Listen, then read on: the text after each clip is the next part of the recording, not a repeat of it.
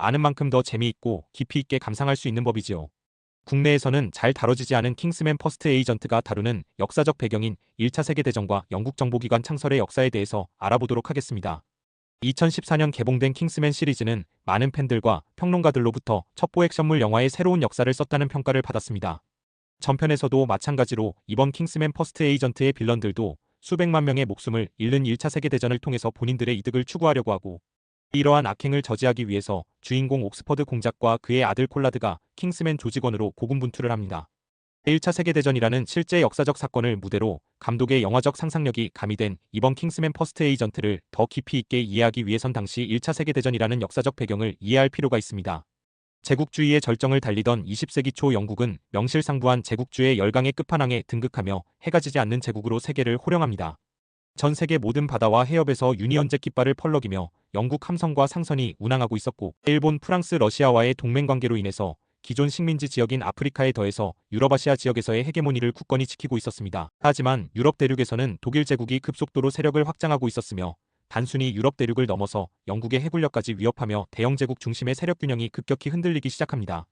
대영 제국은 1909년 당시 본인들의 헤게모니를 위협하는 독일 제국의 부상에 대응하고 올바른 대전략 수립을 위해서 본격적으로 정보기관을 설립하게 됩니다.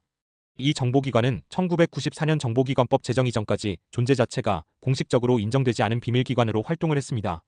영국 정보기관 MI6 역사를 연구하는 키스 제프리는 이미 영국은 수백 년 동안 전 세계 해양 패권을 장악하기 위해서 활발한 해외 팽창 정책을 펼쳤으며, 1782 영국 외무성이 대영 제국 식민지역의 끈앞풀들을 비밀리에 지원했고, 이러한 인적 자원들이 향후 영국 정보부 발전의 밑바탕이 되었다고 강조합니다.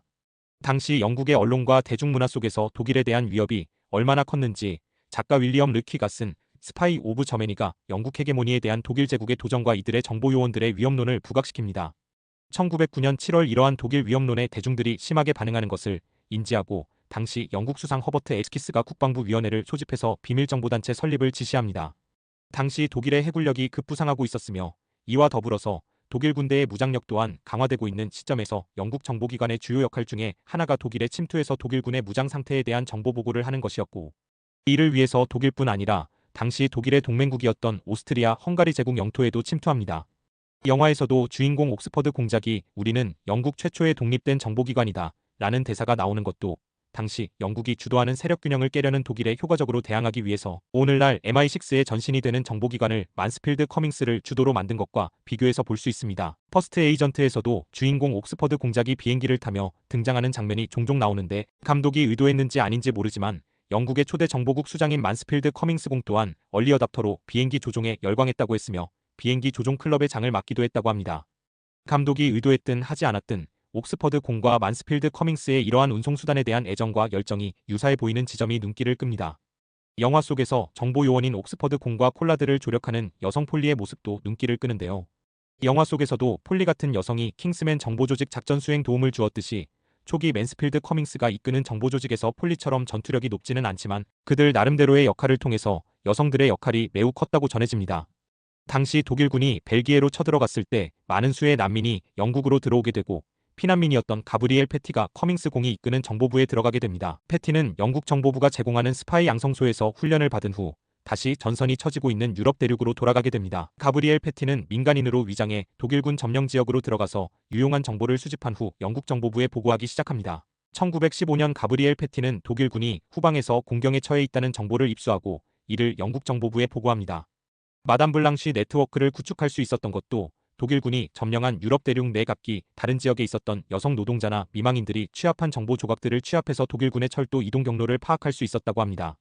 이렇듯 여성들이 적극적으로 영국 정보부에 협조한 것은 정보의 대가로 꽤나 후한 금전적 보상을 얻을 수 있었으며, 전쟁으로 남편과 가정을 잃은 미망인들의 복수심도 한몫했다고 합니다.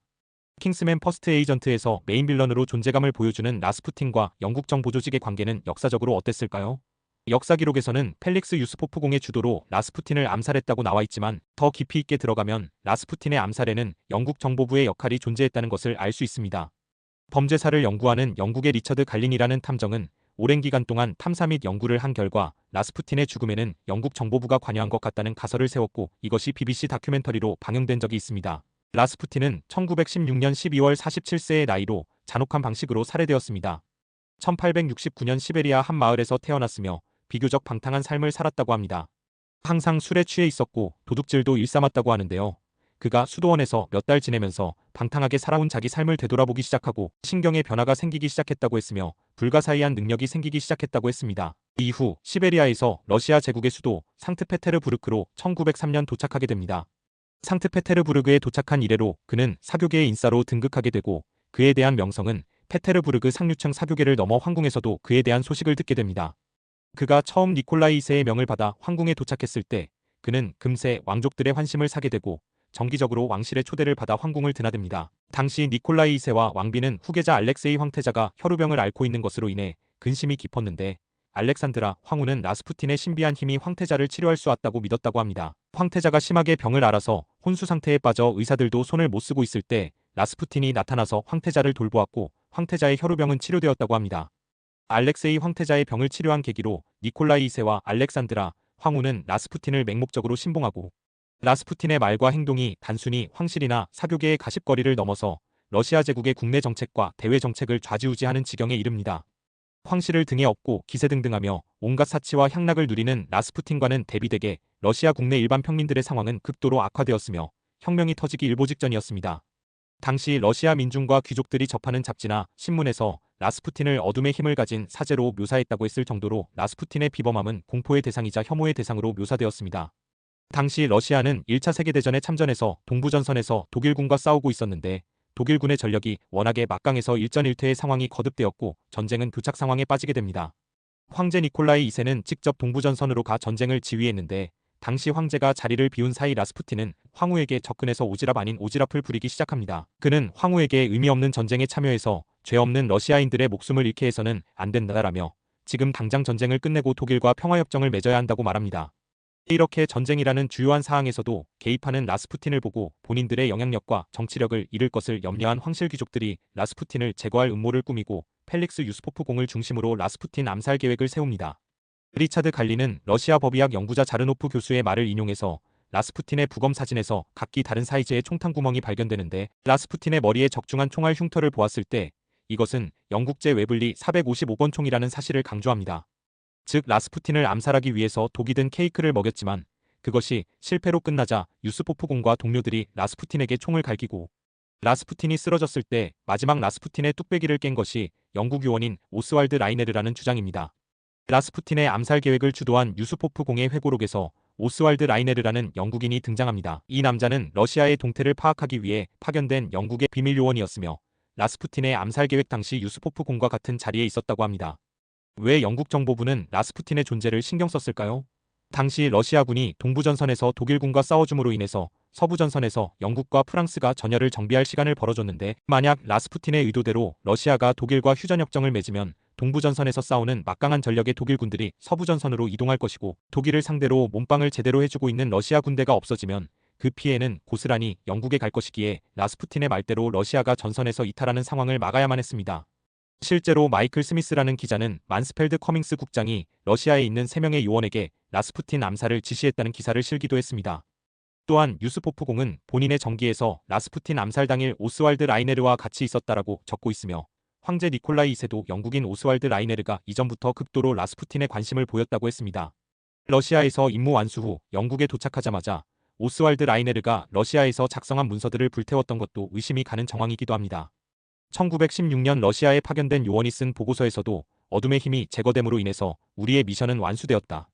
라는 문장도 라스푸틴의 암살 계획을 영국 요원이 주도한 것이라는 뉘앙스를 풍깁니다. 이렇게 라스푸틴을 암살한 유력한 용의자로 거론되지만 MI6는 오스왈드 라이네르에 대한 디테일한 문서를 공개하지 않아서 공식적으로 확인되지는 않고 음모론으로만 퍼지고 있는 상황입니다. 1차 세계대전이라는 실제 역사적 사건에 영화적 상상력이 덧붙여진 이번 킹스맨 퍼스트 에이전트를 감상하기 전 1차 세계대전이라는 거대한 역사적 사건이 어떻게 영국 정보기관 설립에 영향을 미쳤는지 그리고 이때 당시 영국 정보부가 관여한 사건이 어땠는지 미리 알고 감상하는 것도 킹스맨 퍼스트 에이전트를 더 깊이 있고 흥미롭게 감상할 수 있지 않을까 해서 이번 컨텐츠를 만들었습니다. 영상이 마음에 들었다면 구독과 좋아요 부탁드리겠습니다. 다음에도 의미 있는 컨텐츠로 찾아뵙겠습니다. 감사합니다.